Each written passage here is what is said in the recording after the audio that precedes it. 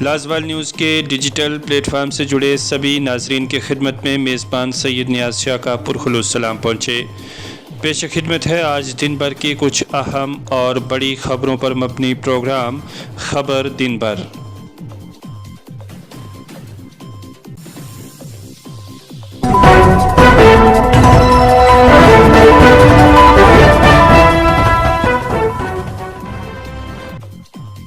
مینڈر میں بجلی کا کرنٹ لگنے سے 13 سالہ لڑکا جاں بحق۔ ضلع پونچھ کے مہڈر علاقے میں ہفتہ کو ایک 13 سالہ لڑکا بجلی کرنٹ لگنے سے لقمہ اجل بن گیا۔ ذرائع نے بتایا کہ ایک لڑکا حادثاتی طور پر بجلی کے تار کے رابطے میں آنے سے شدید طور پر زخمی ہوا، جسے والدین کی طرف سے فوراً ہی سب ضلع ہسپتال مینڈر منتقل کیا گیا۔ تاہم ہسپتال پہنچنے پر ڈاکٹروں نے اسے مردہ قرار دیا۔ متوفی کی شناخت سید شہباز علی ولد سجاد حسین شاہ ساکنہ چھجلا کیانی عمر تقریباً 13 سال کے بطور ہوئی ہے۔ B M O Mendhar doctor Ashfaq Ahmed نے بھی کرنٹ لگنے سے لڑکے کی موت کی تصدیق کی ہے۔ ادھر پولیس نے اس سلسلہ میں ایک کیس درج کر کے معاملے کی تحقیقات بھی شروع کر دی ہے۔ شمالی کشمیر کے کپواڑہ ضلع کے کرنا میں سیکیورٹی فورسز نے اسلحہ اور گولہ بارود برآمد کر کے 5 عسکری معاونین کو گرفتار کرنے کا دعویٰ کیا ہے۔ ایس ایس پی کپواڑہ نے بتایا کہ فوج کی 9 پیرا فیلڈ ریجمنٹ کی مدد سے پولیس نے اسلحہ اور گولہ بارود سمگلنگ میں ملوث عسکری ماڈیول کا کامیابی سے پردہ فاش کیا ہے۔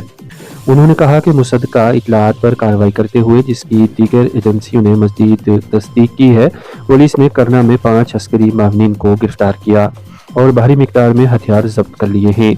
یہ ماڈیول پاکستان کے زیر قبضہ کشمیر میں مقیم 2 جنگجو ہینڈلرز کی رہنمائی میں کام کر رہا تھا۔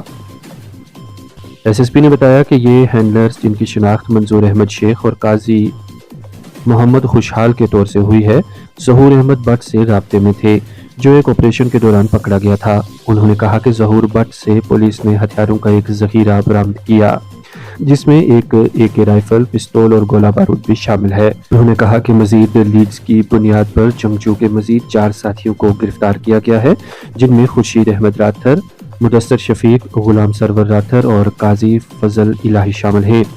ان کے قبضے سے 5 AK رائفلز، میگزین اور گولہ بارود سمیت بڑی مقدار میں ہتھیار ضبط کیے گئے ہیں۔ پولیس ذرائع نے بتایا کہ اس معاملے کی مزید تفتیش جاری ہے۔ روس میں فوج کے خلاف بولنے پر جائیداد ضبط کرنے کا قانون پاس ہو گیا ہے۔ روسی پارلیمنٹ میں بھاری اکثریت سے قانون کی منظوری دی ہے۔ عالمی میڈیا کی رپورٹ کے مطابق فوج کے خلاف جان بوجھ کر جھوٹی خبریں پھیلانے اور روس پر پابندیوں کا مطالبہ کرنے والے قانون کی زد میں آئیں گے۔ قانون کے مطابق بیرون ملک بیٹھ کر روسی فوج کے خلاف بولنے والوں کی جائیداد بھی ضبط ہوگی۔ روسی پارلیمنٹ سے منظور قانون کے مطابق کارروائی ان تمام لوگوں کے خلاف بھی ہوگی جو ملک چھوڑ کر جا چکے ہیں اور یوکرین جنگ پر تنقید کرتے ہیں، ساتھ ہی روس میں گھروں اور اپارٹمنٹ سے ہونے والی آمدنی سے گزارا کرتے ہیں۔ طویل عرصہ تک جاری رہنے والے خشک موسم کے بعد گزشتہ روز ہوئی برف باری کی وجہ سے موغل روڈ رواں موسم کے لیے بند کر دیا گیا ہے۔ ضلع ترقیاتی کمشنر پونچھ محمد یاسین چودھری نے ایکس پر ایک پوسٹ میں بتایا کہ موغل روڈ پر پوشانہ تک برف ہٹا دی گئی ہے، تاہم وادی سے پیر کی گلی تک لنک کو رواں سیزن کے لیے مستقل طور پر بند کر دیا گیا ہے۔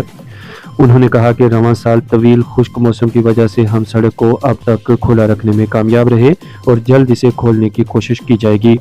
بتا دیں کہ جموں کشمیر میں امسال چلنا کلان میں گزشتہ روز تک مسلسل خشک سالی تھی۔ اسی دوران پیر کی گلی سمیت جموں کشمیر میں برف باری نہیں ہوئی، جس کی وجہ سے موغل روڈ جمعرات کی شام تک ٹریفک آمد و رفت کے لیے کھلی رہی۔ گزشتہ سال شدید برفباری کی وجہ سے موغل روڈ جنوری کے پہلے ہفتے میں بند کر دی گئی تھی، جبکہ جون کے آخر میں ٹریفک کے لیے دوبارہ کھول دی گئی تھی۔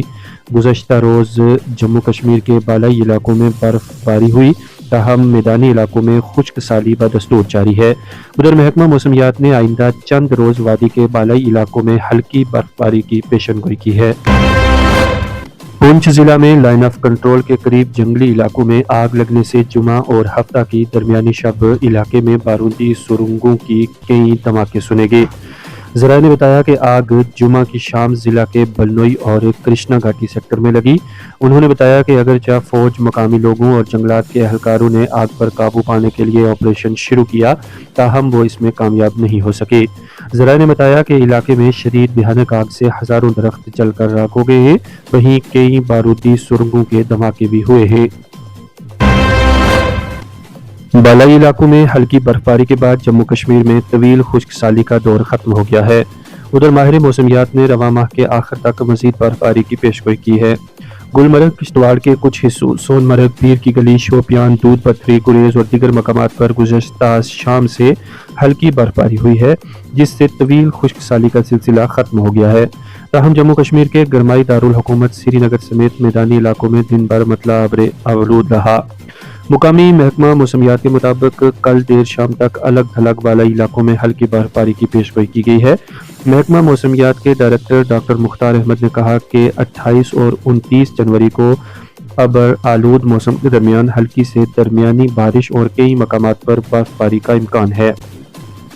انہوں نے مزید کہا کہ 30 اور 31 جنوری کو ہلکی سے درمیانی بارش، بالائی مقامات پر برفباری کا بھی امکان ہے۔ انہوں نے کہا کہ 1 اور 2 فروری کو ہلکی بارش اور کئی مقامات پر برفباری متوقع ہے۔ دریں اثنا موسمیات کے ماہر موسمیات نے 28 تا 31 جنوری تک ایک ایڈوائزری جاری کی ہے، جس میں کہا گیا ہے کہ بالائی مقامات پر سڑکوں، سنتھن پاس، مغل روڈ، سادھنا، رازدان پاس، زوجیلا وغیرہ جیسی سڑکیں عارضی طور پر بند ہو سکتی ہیں۔ انہوں نے کہا کہ مسافروں کو مشورہ دیا جاتا ہے کہ وہ ایڈوائزری کو مد نظر رکھ کر سفر کی منصوبہ بندی کریں۔ دریں اثنا متعدد مقامات پر تازہ برفباری نے سیاحت سے سٹیک ہولڈرز کے چہروں پر مسکراہٹ دکھائی ہے، جو اب وادی میں سیاحوں کی مزید آمد کی توقع کر رہے ہیں۔ سری نگر سمارٹ سٹی پروجیکٹ کے تحت لوگوں کی آسائش کے لیے مختلف مقامات پر رکھے گئے 1000 سائیکلوں میں سے 380 سائیکلوں کی توڑ پھوڑ کی گئی ہے، جبکہ 5 سائیکل چوری ہوئے ہیں۔ ادھر حکام کا کہنا ہے کہ جو بھی ملوث ہوں گے ان کے خلاف کارروائی ہوگی۔ ساتھ ہی انہوں نے کہا کہ موسم سرما کے پیش نظر سائیکلوں کی تعداد فی الحال کم کر دی گئی ہے۔ شہر سری نگر کو ماحولیاتی آلودگی سے پاک رکھنے کے لیے سمارٹ سٹی پروجیکٹ کے تحت شہر کے مختلف حصوں میں سائیکل سٹینڈ قائم کر کے وہاں سائیکل دستیاب رکھے گئے تھے۔ حکام کے مطابق مختلف مقامات پر کل ملا کر 1000 سائیکل دستیاب رکھے گئے تھے، تاہم ان میں سے 380 سے زیادہ سائیکلوں کی لوگوں نے توڑ پھوڑ کی ہے اور 5 چوری کر لیے گئے ہیں۔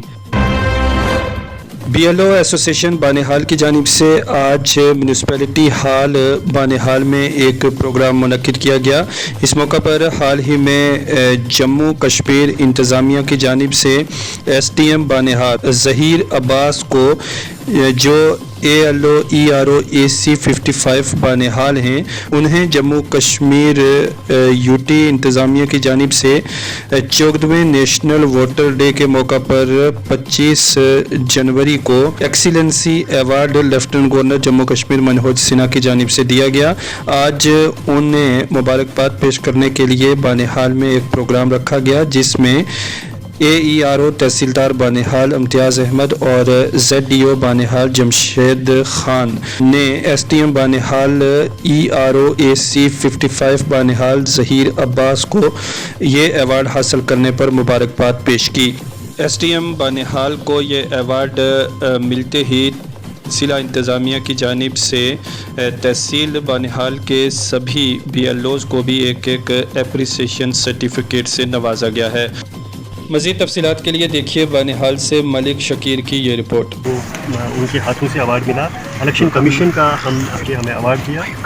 یہ ہمارے ڈپٹی کمشنر رامن جو ہمارے DC صاحب ہیں، ان کی گائیڈنس پہ ہم لوگوں نے کام کیا، کوشش کی کہ ڈپٹی کمشنر صاحب کی جو ڈائریکشنز تھی، جو انسٹرکشنز تھیں، ان کو فالو کیا اور ہم اس لائق بن سکے کہ ہمیں ایوارڈ جو ERO 55 جو مجھے ملا، جو 25 تاریخ کو نیشنل ووٹر ڈے پہ ملا، تو وہ یہ میں ان کا شکر گزار ہوں، ہمارے BLO جو جس میں سے تحصیل گول، تحصیل پوگل پرستان افرال، تحصیل رامسو، تحصیل کھڑی اور تحصیل بنہال کے BLOs اور ہمارے تحصیلدار صاحب اور سپروائزر نے کام کیا۔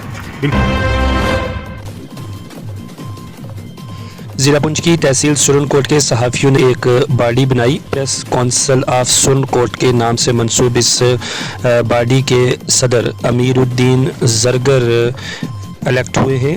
وہیں عرفان ہارون وائس صدر پریس کونسل آف سرن کوٹ کے بنے ہیں. آکاش ملک کو سرن کوٹ پریس کونسل کا چیئرمین بنایا گیا ہے.